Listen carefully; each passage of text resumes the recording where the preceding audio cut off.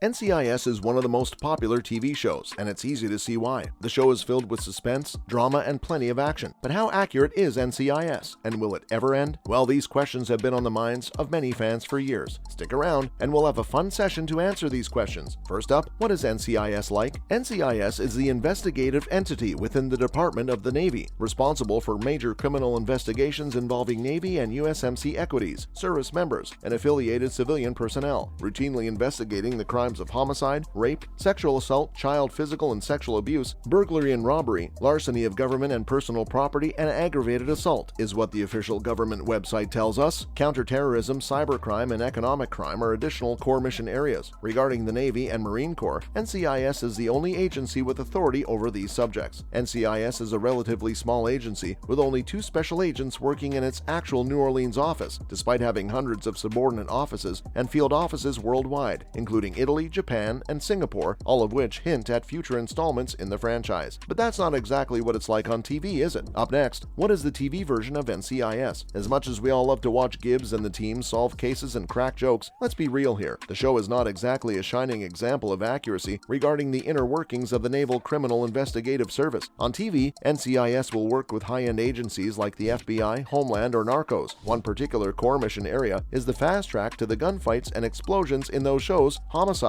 Most episodes begin with a murder and conclude with the arrest of a suspect who typically confesses. Since NCIS New Orleans was canceled in 2021 and had around 24 episodes in one season, the show's next series will feature 96 episodes. That's like twice the number of weeks in a year. Jeez. So does the actual NCIS look into and solve 96 murders each year? Well, the answer to that is simply no. The Department of the Navy reported that there were about 11 Navy and USMC homicides in 2020. That means that the show's writers had to identify at least 80 crimes. You'd better be aware of these writers. They might be capable of some dangerous crimes themselves. Now, it's not all fake lies. Although the action may be exaggerated, it does contain some truth. In Washington, D.C. in 2013, NCIS agents engaged in gunfire with a mass shooter, and in Harris County, Texas in September of last year, an agent was wounded in a shootout with a suspect. And now, where's all the paperwork? While shootouts and homicides are a part of the NCIS, there's more to being an agent. The NCI shows do not appear interested in other aspects of an agent's day-to-day life. An agent from the New Orleans NCIS department reports that he spends most of his day as an agent writing about the case he works on. On the NCIS shows, though, there's absolutely no paperwork being done. We want to see people doing things, and thankfully, the lead characters of the 4 shows so far have been field agents rather than forensics or medical examiners. And by the way, the real NCIS doesn't have medical examiners. On NCIS New Orleans, Sebastian Lund, a lab nerd, aspired to become a field agent, which, as it turns out, NCIS doesn't have either. Who would have thought? Up next, how much can one agent do? A celebrity like LL Cool J will undoubtedly be involved in every phase of the investigation, from victimology and surveillance to door kicking and arrest. However, until the creation of REACT, an NCIS tactical unit, in response to the mass shooting, NCIS has always had local police carry out risky takedowns and searches. The popular television show NCIS portrays its characters as having diverse skills, including forensic science, computer hacking, and martial arts. However, in reality, NCIS agents are experts in their specific field rather than being versatile in multiple areas. Sure, they may have some basic knowledge in other areas, but they're not going to be able to analyze blood splatter expertly and then turn around and hack into a terrorist's computer. And now, do you think a murder investigation takes a day? In the real world, investigations can take months or even years to complete, while on NCIS, murders are caught and solved in a single episode. If only it were that easy. It took about 5 months for Navy officer Corey Voss's high-profile murder investigation. Despite being referred to as having a lot of twists and turns in television parlance by NCIS agents, it still doesn't do justice to the typical NCIS episode. The actual work is more like a puzzle, with phone calls, phone records, maps, wires, and pattern recognition, and it's quite fascinating. Much of the intelligence and evidence showed on television is conveyed through dialogue, whether it's between suspects in the interrogation box or agents flying into a room to summarize their off-screen investigations. This police procedure clearly places priorities above procedure. Up next, what would a more accurate version look like? Mindhunter and We Own This City are 2 shows with a lot of process work, but they never got CBS numbers. The procedure, like paperwork, is dull, which further suggests why other aspects of the NCIS mission are not portrayed dramatically on the shows. Cyber gets a nod from time to time when a system needs a good hack, but what about economic crimes? It might be difficult to cover a lot of the fraud cases since they low-key start exposing flaws in the system. So if we can't talk about economic crime, what about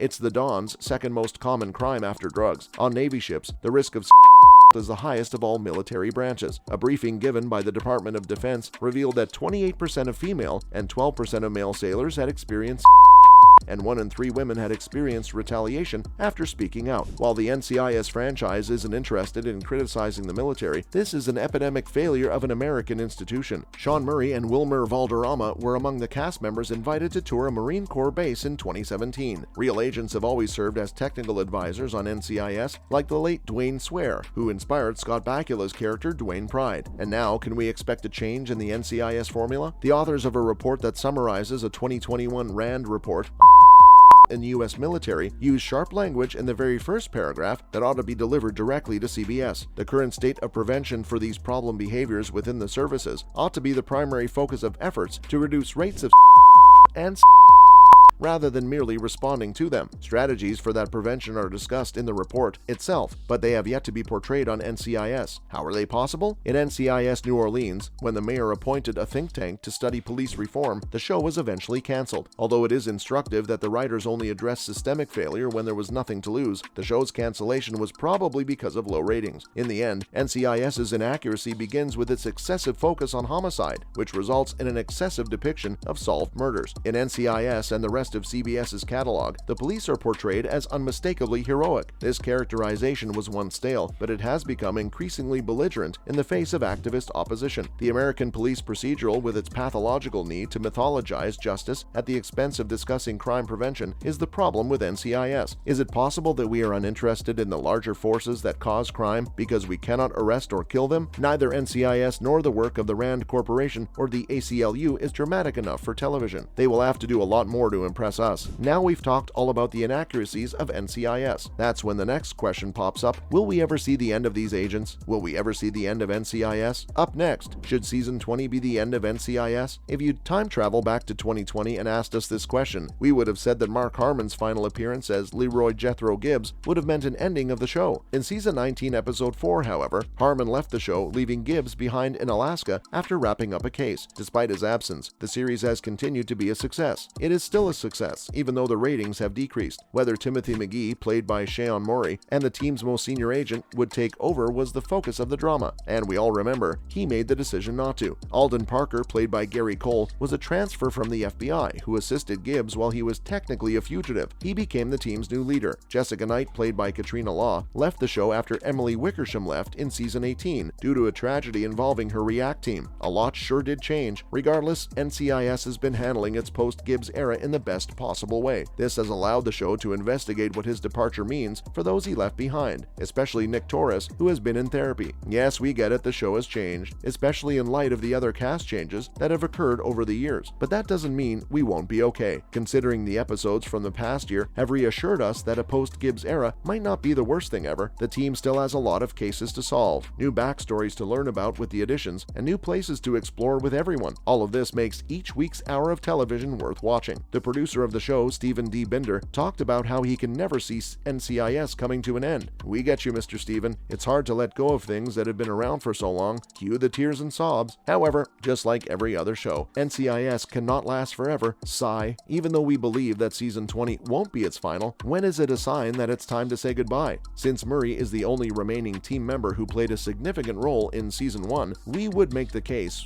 when he leaves. Whether NCIS is inaccurate or airs for another 20 years will always be stan it. Let us know when you think the show will end. Don't forget to like and subscribe. Thanks for watching, and we'll see you next time.